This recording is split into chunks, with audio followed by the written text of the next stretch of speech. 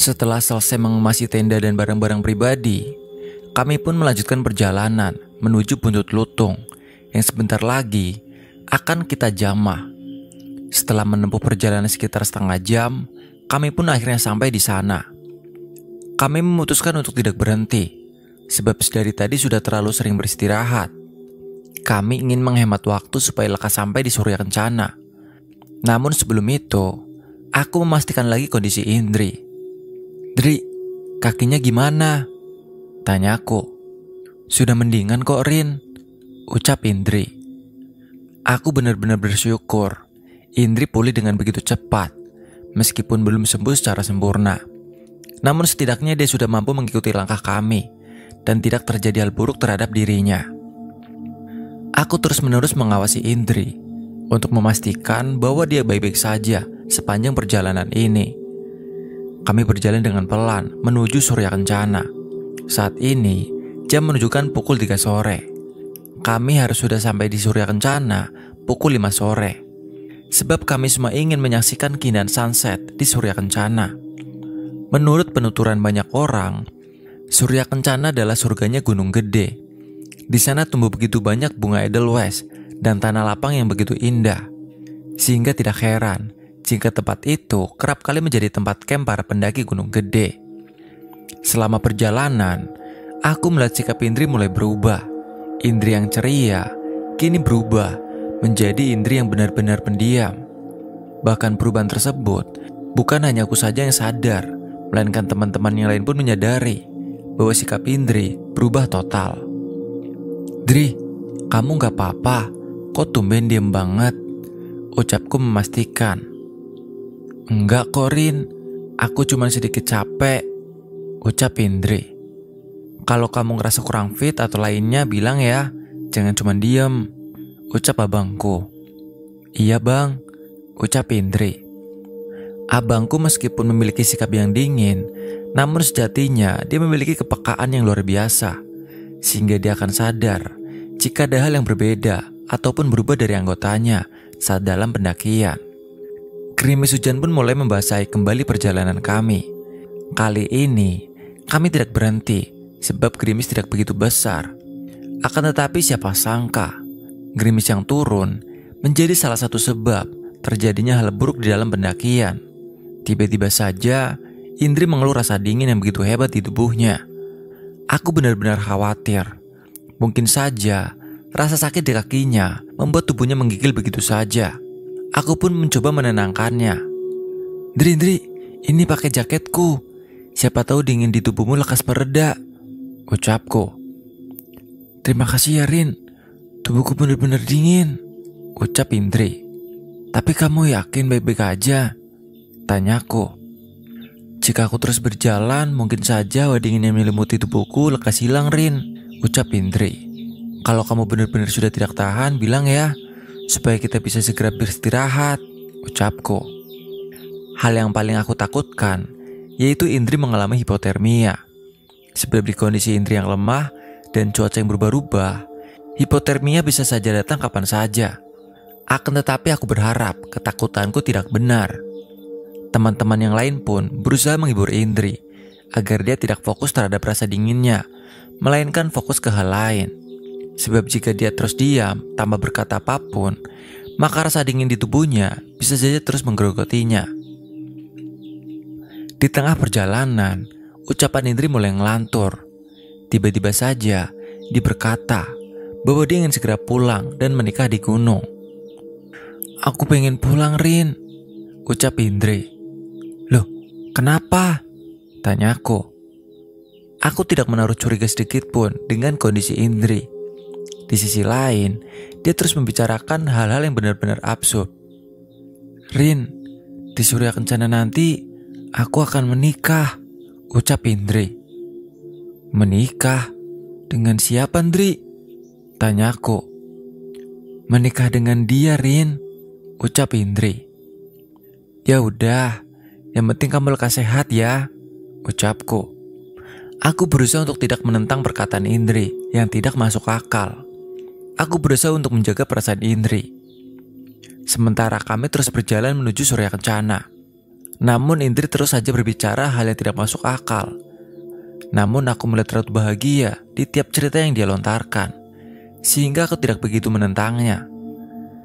Di sisi lain aku lupa bahwa sikap yang ditunjukkan oleh Indri mengarah ke gejala hipotermia. Aku benar-benar lupa akan hal itu. Sementara Indri semakin menit semakin menunjukkan sikap yang tidak baik-baik saja. Surya kencana pun sudah nampak di depan mata. Namun tiba-tiba saja Indri terjatuh ke tanah. Dia benar-benar tidak berdaya dan tak sadarkan diri. Kami semua pun kaget setelahnya. Indri, kamu kenapa? Ucapku benar-benar panik. Abang Oji Tony yang berjalan di depan pun menoleh ke arah Indri. Begitupun Heru yang bergegas menolong Indri. Ayo segera gotong Indri ke tempat yang teduh, ucap abangku. Semua teman lelaki pun panik dan langsung menggotong Indri. Aku pun ikutan panik. Aku langsung meraih tas yang digendong Indri dan membawanya ke tempat yang teduh bersamaan dengan Indri. Tubuh Indri benar-benar membeku. Aku khawatir Indri benar-benar hipotermia. Kami pun menggelar matras seadanya untuk alas Indri. Kami mencoba membangunkan Indri dengan berbagai cara. Abangku yang cukup paham dengan pendakian pun mulai mencoba menolong Indri dari hipotermia. Pendaki-pendaki lain yang kebetulan melewati kami pun nampak penasaran dengan apa yang menimpa kami. Ada apa ini, Mbak? Tanya pendaki lain. Pingsan, Bang. Dari ciri-cirinya ngarah ke hipotermia, ucapku. Para pendaki tersebut pun bergegas untuk menolong kami, menyadarkan Indri dari ketidaksadarannya. Mereka juga mencoba membantu untuk mengembalikan suhu tubuh Indri menjadi lebih baik. Akan tetapi semua usaha yang dilakukan oleh abangku dan teman-teman yang lain tidak membuahkan hasil apapun. Indri tetap tidak sadarkan diri. Bang, ini gimana? Indri gak sadar-sadar, ucapku panik. Kita gak boleh panik. Takutnya kalau kita juga panik, kondisi Indri gak kunjung membaik, ucap abangku. Wajah Indri benar-benar mulai pucat. Semua jaket yang dipakai kami dilepas untuk menyelimuti tubuh Indri. Hingga akhirnya, setelah beberapa waktu berlalu, Indri pun mulai membuka matanya. Namun hal aneh benar-benar terjadi. Aku melihat tatapan mata Indri seperti bukan sosok dirinya. Seperti ada sosok lain yang sedang menguasai tubuh Indri. Setelah membuka matanya, Indri tiba-tiba saja mengamuk. Pergi kalian semua! Teriak Indri. Indri, sadar Indri! Ucapku. Indri pun membuang semua jaket yang menempel di tubuhnya. Ia pun kemudian berlari dengan begitu kencang menuju Surya Kencana yang jaraknya tak begitu jauh dari tempat jatuhnya pingsan. Kami pun bergegas untuk mengejar Indri. Saat sampai di Surya Kencana, tiba-tiba saja Indri duduk dan menatap bunga Edelweiss. Dia pun kemudian menatap bunga itu dengan perasaan bahagia. Hal tersebut nampak dari senyum merekah yang diperlihatkannya. Aku berusaha untuk menghampirinya. Aku berusaha untuk mengajaknya berbincang. Dan aku pun duduk tepat di sampingnya. Meskipun aku sadar bahwa sosok Indri yang saat ini berada di sampingku bukanlah Indri yang kau kenal. Mengapa tadi marah? Tanyaku lirih. Aku ingin kalian pergi. Kenapa? Kami kan teman kamu, Indri, ucapku. Semua teman-temanku udah mati dan aku akan menikah di sini, ucap Indri semakin ngelantur. Sebenarnya kamu siapa? Tanyaku. Aku Indri, ucap Indri. Kamu jangan ngelabui saya. Saya tahu kamu bukan Indri, ucapku. Sosok yang merasuki tubuh Indri pun tertawa setelah aku mengatakan hal tersebut. Tak lama setelahnya, abangku pun menghampiri kami. Abang yang memiliki kelebihan sama sepertiku pun tahu bahwa Indri yang saat ini bersama kami bukanlah Indri yang kami kenal. Meskipun raga dia benar-benar raga Indri. Kejanggalan apa lagi yang harus kami hadapi? Padahal kami benar-benar sudah menjaga tata krama selama pendakian ini. Namun kejadian buruk terus saja menghampiri kami. Dan kejadian Indri inilah titik puncak yang harus kami lewati. Kini kami benar-benar di Surya Kencana, tempat terindah di Gunung Gede. Tempat di mana semua pendaki memilih untuk melakukan camp. Dan tempat di mana kita bisa menikmati keindahan hamparan Edelweiss tanpa sekat. Akan tetapi kami saat ini berada di Surya Kencana dengan perasaan khawatir tak menentu. Padahal sebelumnya, kami sudah merencanakan akan bermalam di Surya Kencana, menikmati sunset, menyeduh teh hangat, dan mie instan bersamaan. Namun rencana tinggal rencana. Fokus kita saat ini yaitu kesadaran dan kesembuhan Indri.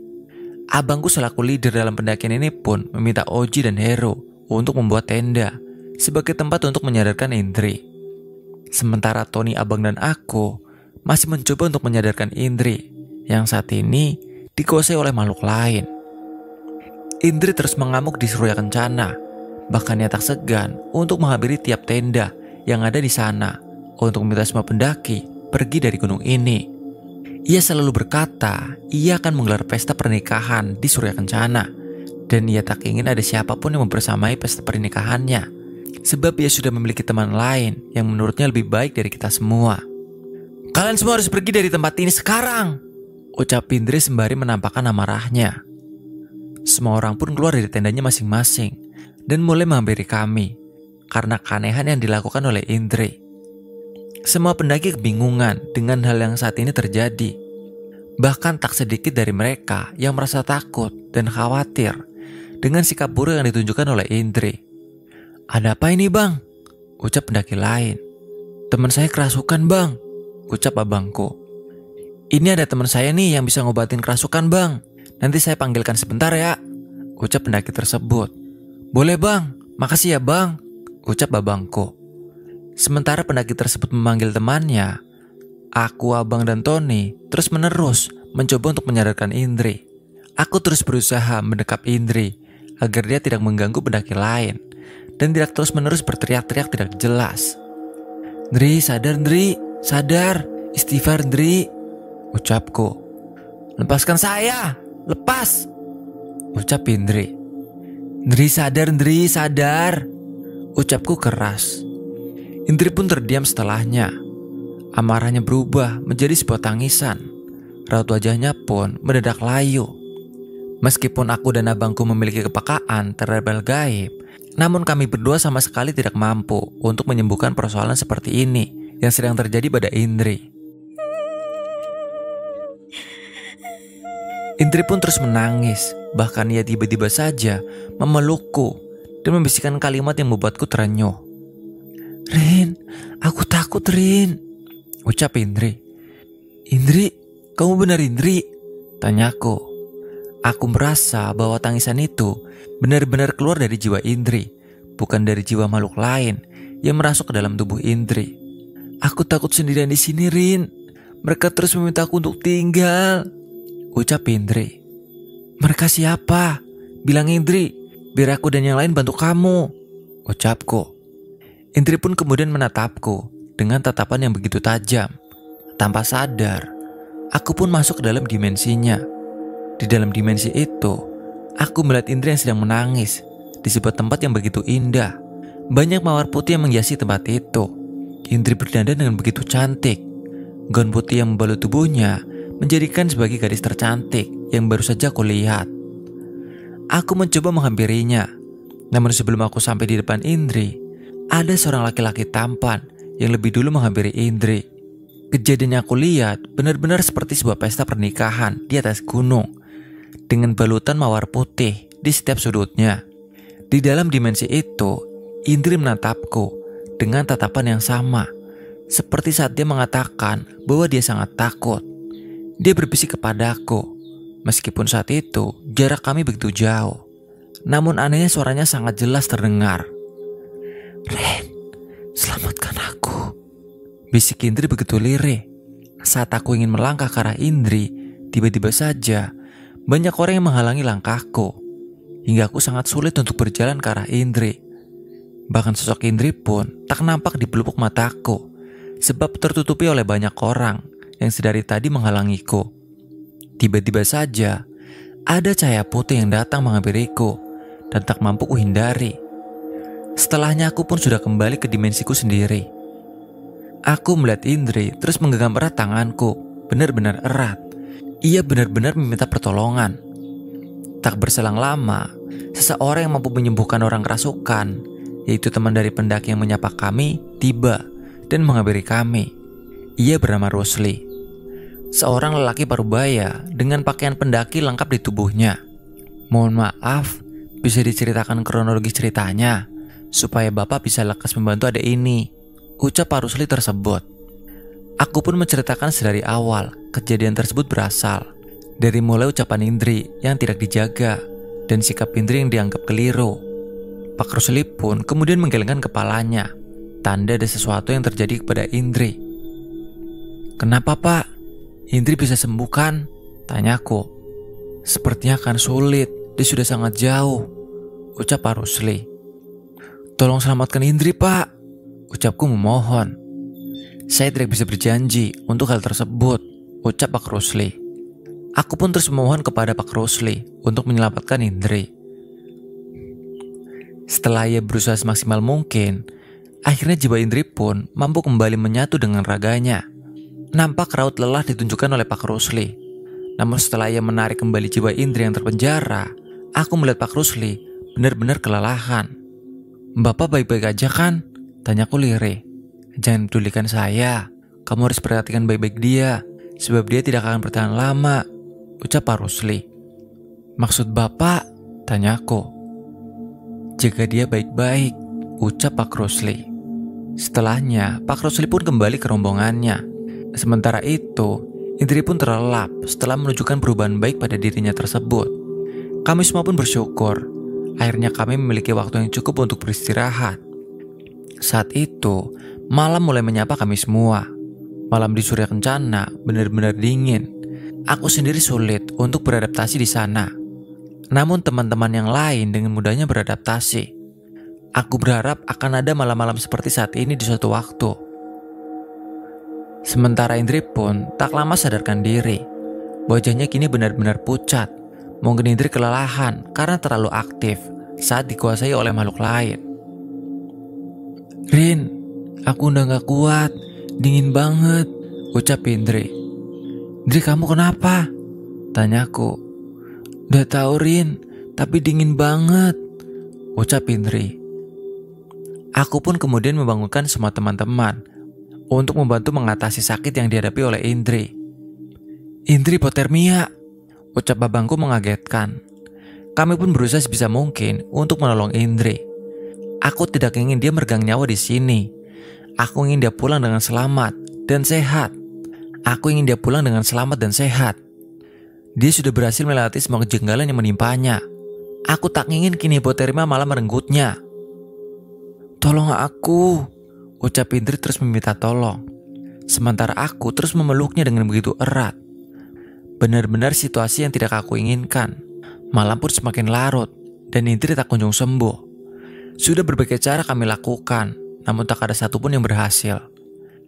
Aku kemudian teringat perkataan Pak Rusli yang mengatakan bahwa Indri tak akan bertahan lama. Apakah hipotermia ini yang Bapak Rusli maksud? Apakah Indri akan meninggal dengan jalan hipotermia? Semua pertanyaan silih berganti keluar dari mulutku. Sementara di lain sisi, aku dan beberapa teman lain berusaha membantu Indri dengan jalur langit. Kami tak henti-hentinya membacakan doa untuk keselamatan Indri. Apakah malam ini benar-benar malam terakhir bagi Indri? Pertanyaan tersebut terus-menerus muncul di pikiranku. Indri pun berusaha untuk mengendalikan dirinya sendiri. Ia bahkan mencoba melawan hipotermia yang saat ini dideritanya. Ia menyeka air matanya dan ia mulai memandangi wajah kami satu persatu tanpa terkecuali. Indri memandangi kami dengan tatapan penuh harap. Namun tubuhnya benar-benar dingin. Indri meraih tangan kami satu persatu. Rin, jangan nangis. Kita pasti pulang sama-sama. Aku nampak sehat bukan? Ucap Indri. Indri, kamu istirahat ya. Biar aku buatkan teh hangat untukmu, untuk mengurangi dingin yang kamu rasakan, ucapku. Gak apa-apa Rin, dingin ini gak akan berlangsung lama kok, ucap Indri. Aku pun berusaha untuk menghadapi Indri dan mengajaknya untuk pergi beristirahat. Namun dia benar-benar tidak mengindahkan semua ucapanku. Dia benar-benar menghampiri kami setelahnya. Indri kemudian mendekat ke arah abangku selaku leader kami. Bang, maafin Indri ya. Dari awal pendakian ini sudah bikin susah abang. Indri seakan-akan menjadi benalu di antara kalian, ucap Indri. Jangan bicara begitu Indri. Kita di sini tuh kan tim. Jadi jika ada yang sakit di antara kita, bukan benalu lah. Kita memang harus benar-benar merawatnya supaya lekas sembuh seperti kamu, ucap babangku. Pokoknya aku minta maaf ya bang, ucap Indri. Iya Indri, lebih baik kamu istirahat aja, ucap babangku. Lagi-lagi, Indri tidak menghiraukan ucapan abangku. Ia malah terus berjalan mengarah teman-teman lelaki yang lain. Sepertinya akan meminta maaf lagi dan lagi. Ia kemudian menghampiri Oji, Tony dan Heru. Bang Oji, Tony, dan juga Bang Heru, Indri minta maaf ya. Indri terus-menerus membuat kalian lelah dengan apa yang terus terjadi kepada Indri. Indri janji setelah ini tidak akan menyusahkan kalian lagi, ucap Indri. Indri, jangan bicara begitu. Kami senang kok bisa membantu kamu, ucap Oji, Tony, dan Heru. Indri janji setelah ini tidak akan menyusahkan kalian lagi kok, ucap Indri. Indri pun kemudian berjalan ke arahku dengan tubuh lemasnya. Aku pun menyambutnya dengan perasaan haru. Indri kemudian memelukku, dan setelahnya ia tak sadarkan diri. Indri, kamu kenapa Indri? Ucapku. Indri benar-benar tak sadarkan diri. Tubuhnya dingin, wajahnya sangat pucat, bahkan sampai membiru. Di lain sisi, aku merasakan aura negatif dari sekitar tubuh Indri. Aku kemudian membawa Indri masuk ke dalam tenda. Saat itu hari sudah mulai gelap. Semua anggota kami benar-benar panik dengan situasi yang tidak mengenakan ini. Aku pun sangat khawatir dengan Indri. Aku khawatir sesuatu terburuk terjadi pada Indri. Aku tidak sanggup jika harus menyaksikan Indri tak berdaya seperti sekarang ini. Tangisan pun tak bisa aku hindarkan. Aku kemudian menatap Indri. Namun aku sadar bahwa sosok lain sedang menatap Indri dengan tatapan yang lebih tajam dariku. Sosok itu terlihat seperti seorang ratu, sebab ada mahkota yang melingkar di kepalanya. Gaun yang dikenakannya pun sangat indah, dan riasan yang melekat di wajahnya membuat perempuan itu benar-benar cantik. Dia akan menjadi putri di sini, ucap sosok ratu tersebut. Maksud Anda apa? Aku membalas ucapan lirih dari sosok ratu tersebut. Sosok ratu tersebut kemudian menatap ke arahku. Ia kemudian berbisik kepadaku, sembari terus mendekati Indri yang sedang terbujur lemas di depanku. Dia akan menjadi pengantin di sini. Dia sudah menyetujuinya sejak awal pendakian, ucap sang ratu. Apakah Anda bisa mengembalikan Indri sahabat saya? Biarkan dia pulang bersama kami, ucapku. Tidak bisa, ucap sang ratu. Saya mohon lepaskan Indri, ucapku lagi. Sang ratu pun terdiam setelahnya. Tanpa ku sadari, aku kemudian masuk ke dalam dimensi lain lagi. Dan saat ini, aku berada di tanah lapang yang begitu luas. Di sana aku melihat Indri duduk termenung seorang diri. Aku kemudian mendekat ke arah Indri, sembari membujuknya untuk kembali bersama kami semua. Indri, pulang yuk, jangan tetap di sini, ucapku. Aku gak bisa pulang, Rin. Tolong sampaikan salamku untuk bapak dan ibu, dan juga sampaikan maafku kepada mereka, ucap Indri. Kenapa kamu harus tinggal di sini? Kamu gak mau pulang, ucapku. Aku harus mempertanggungjawabkan ucapanku, Rin, ucap Indri. Ucapan apa, Indri? Tanyaku. Kamu pasti sudah tahu, Rin, ucap Indri. Tapi tetap saja aku tidak bisa meninggalkan kamu seorang diri di sini, Indri, balasku. Aku juga tidak ingin seperti ini, Rin. Tapi aku harus tetap di sini.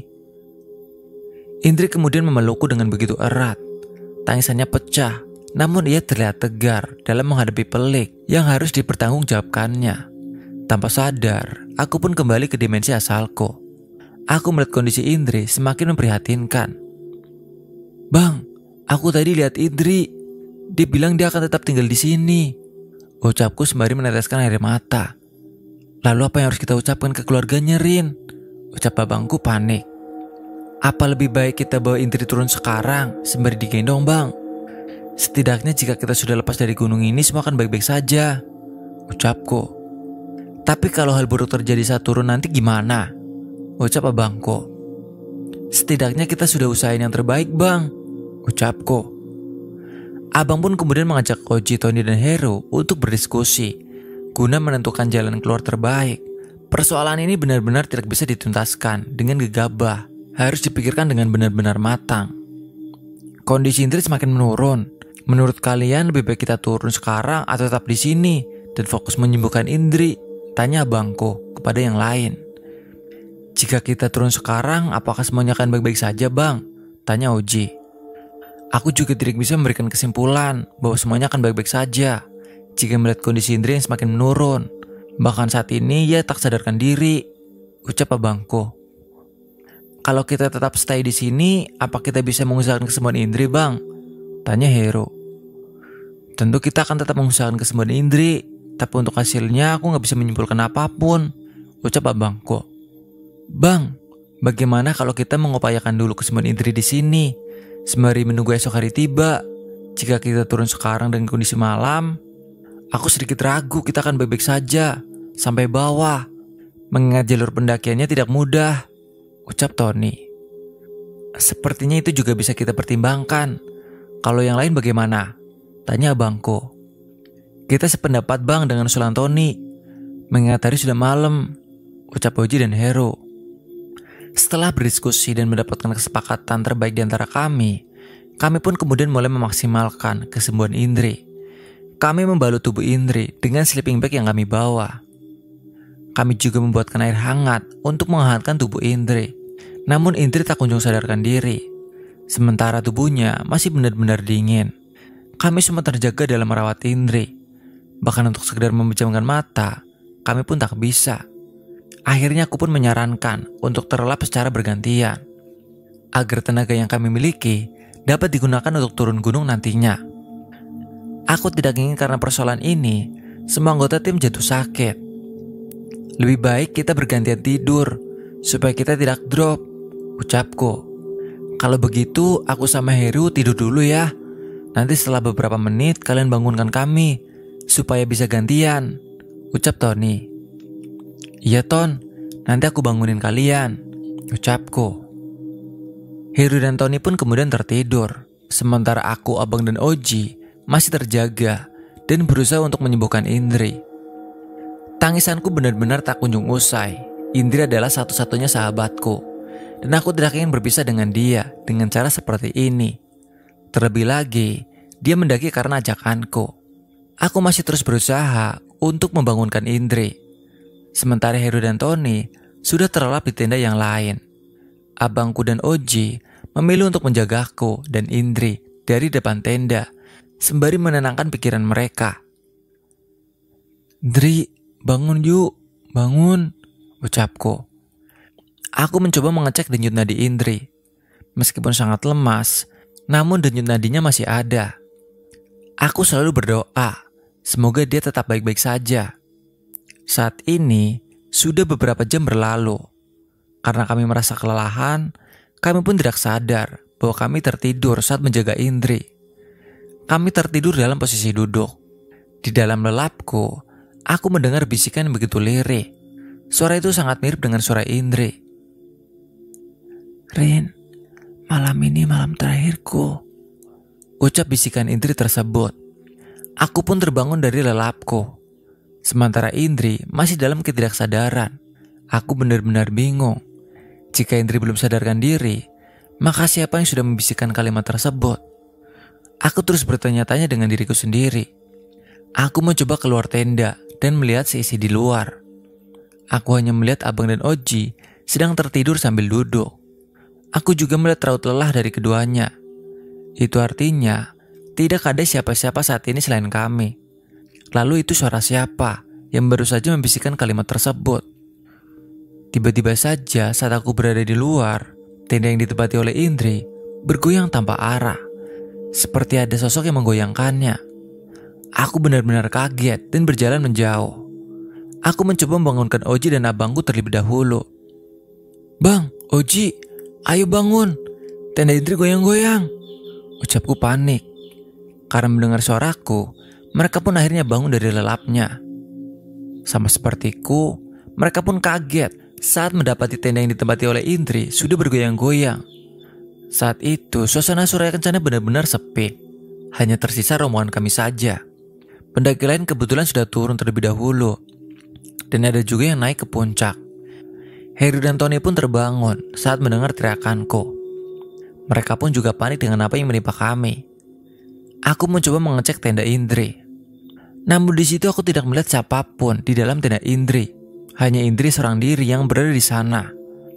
Namun anehnya, tenda tersebut saat dilihat dari luar goyang-goyang. Entah apa yang membuat tenda tersebut seperti itu. "Bang, Indri masih tidak sadarkan diri. Lalu kenapa ya tendanya goyang-goyang?" tanyaku kebingungan. "Dalam kondisi seperti ini kita harus tetap tenang, Rin. Kita nggak boleh gegabah," ucap abangku. Saat ini tengah malam pun sudah berlalu. Suasana sepi benar-benar terasa di Surya Kencana. Sementara Indri masih tetap kondisi yang sama. "Indri, bangun yuk. Kita pulang. Ayo," ucapku sembari memeluk tubuh Indri yang sangat dingin. Tangisanku benar-benar pecah di pelukan Indri. Aku terus-menerus memikirkan kelanjutan hidup Indri, yang aku sendiri tidak tahu akan seperti apa. "Bang, kita turun aja yuk. Kasihan Indri, dia semakin kedinginan di sini," ucapku sembari menangis. "Beneran kita mau turun aja sekarang?" tanya abangku. "Aku gak tega bang ngeliat Indri semakin kesakitan," ucapku. "Kita gak mau tunggu pagi datang aja?" tanya abangku. "Lebih cepat kita turun akan lebih baik bang, dan Indri akan mendapatkan pertolongan," ucapku. Pikiranku benar-benar kacau. Aku tidak bisa berpikiran jernih.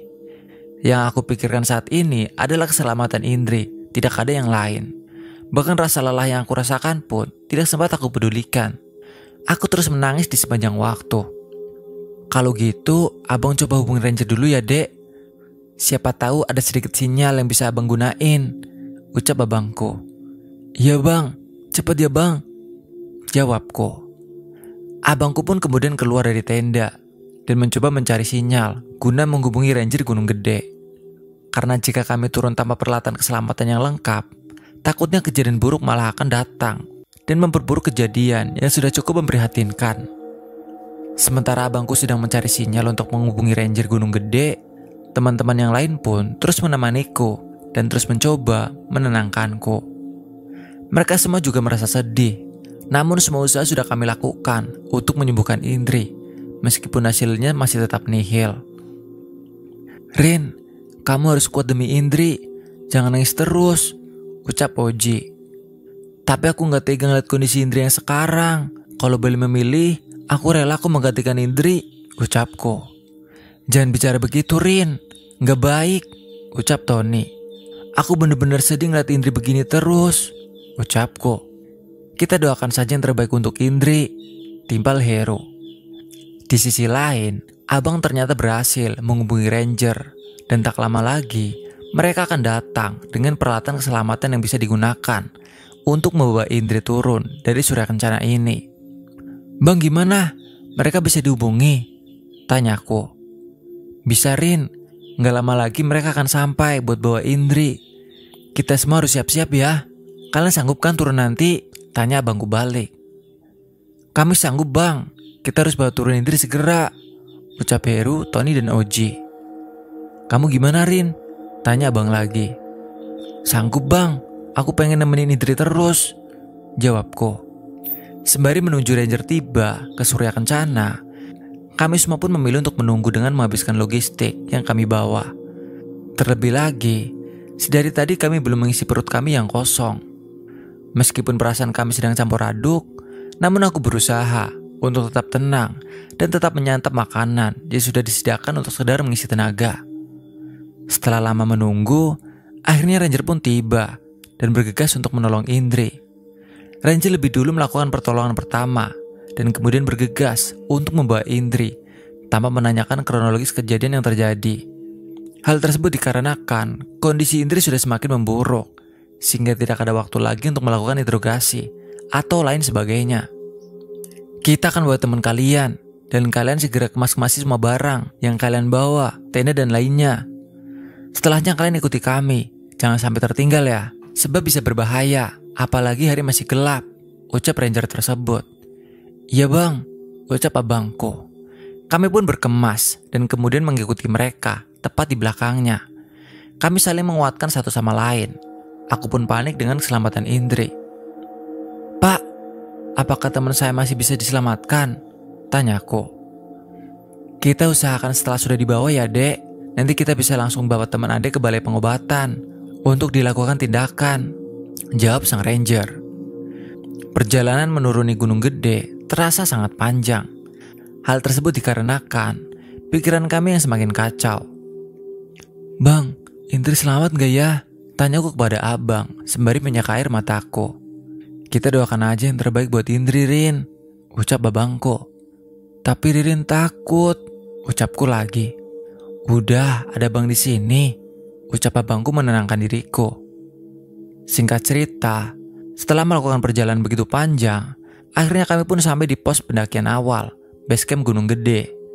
Di sana kondisi Indri semakin menurun, bahkan dia sempat kejang-kejang dan susah bernafas. Pihak ranger pun membawa Indri ke pusat pengobatan terdekat. Aku selalu membersamainya. Sesampainya di sana, dokter mengatakan bahwa kondisi Indri benar-benar sudah sulit diselamatkan. Namun sang dokter tetap berusaha semaksimal mungkin. Tangisanku benar-benar pecah saat sang dokter mengatakan bahwa Indri tidak bisa lagi diselamatkan. Hatiku benar-benar hancur. Aku memeluk Indri dengan begitu erat, memandanginya sembari mengucapkan permintaan maaf tanpa henti. Di sisi lain, aku juga bingung harus bilang apa ke ibunya Indri. Semenjak itu, hidupku benar-benar kacau. Pendakian gede menyisakan banyak luka dalam diriku dan membuatku benar-benar trauma untuk melakukan pendakian lagi. Sekian cerita ini. Semoga bisa menjadi pembelajaran untuk kita semua. Dan semoga Indri bisa tenang di sana. Terima kasih.